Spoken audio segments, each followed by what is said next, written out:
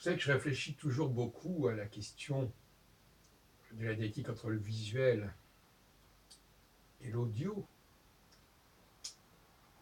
Et ce dimanche après-midi, puisque je sais pas, nous sommes à la sortie du dimanche, là, dimanche 15 mai 2016, j'ai assisté notamment à un concert de piano, un récital de piano. Et je me suis dit, vous savez que j'ai une dent contre les interprètes.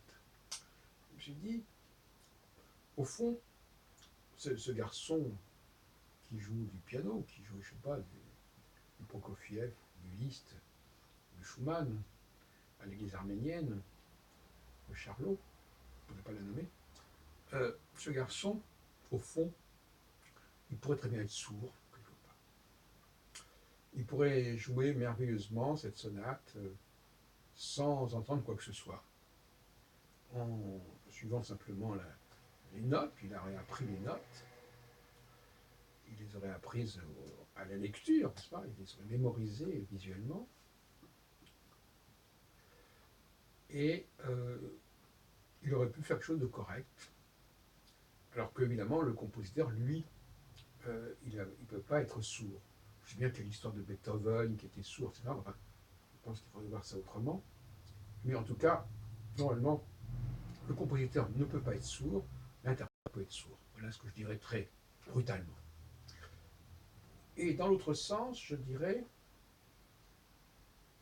alors c'est vrai, peut-être pas pour certains instruments comme certains instruments à cordes qui exigent une certaine écoute, mais je pense que c'est vrai pour les instruments à vent, les instruments en cuivre.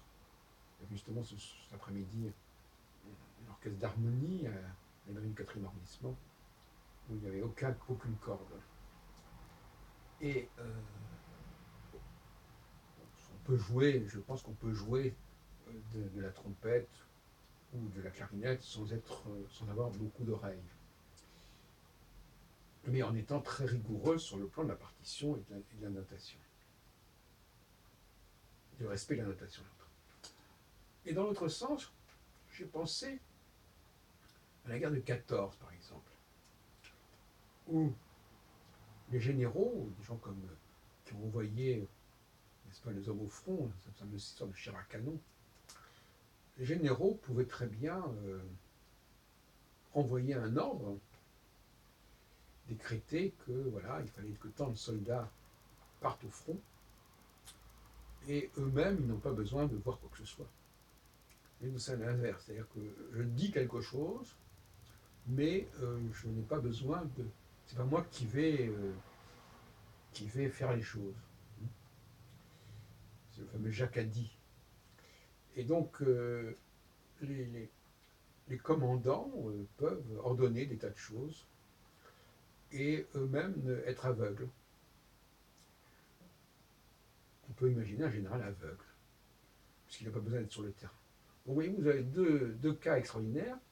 L'interprète, le pianiste par exemple, qui peut jouer tout en étant sourd, et le général qui peut faire la guerre tout en étant aveugle.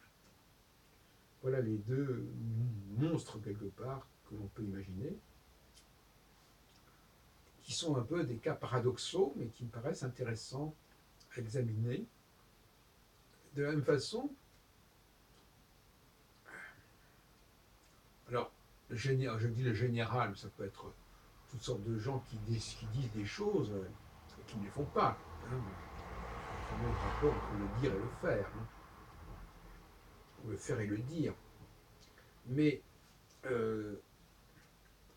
nous avons là des situations un peu étranges que je voulais quand même signaler à nos auditeurs ou à nos téléspectateurs et qui nous renvoient bien entendu à cette dialectique du monde de la caverne qui est un monde de l'audio mais pas de la vue et le monde en dehors de la caverne qui est un monde de la vue mais pas de l'audio. Et entre les deux, il y a justement des situations un peu étranges comme ça, qui font intervenir des personnages qui sont un peu entre deux mondes, hein, qui sont des personnages un peu comme ça, hybrides dans leurs actions, qui font de la musique mais n'y connaissent rien, finalement, quelque part, donnent des ordres mais ne sont pas sur le terrain, et tout ça, ça brouille un petit peu la perception des choses. Moi-même, qui suis compositeur, euh, je considère que les interprètes, eux, ils n'ont pas besoin de savoir vraiment la musique. Ben, ils la savent comme on a appris une formation musicale, si vous voulez. Cette formation musicale, et paradoxalement, plus les gens ont une formation musicale, moins ils sont doués pour la musique. Enfin, je veux dire, pour moi, c'est une évidence. Et donc, on peut faire semblant d'être doué pour la musique parce que tout simplement, on respecte la partition, qu'on est très rigoureux sur la partition, mais on serait incapable soi-même d'aligner, de combiner de la musique comme ça spontanément.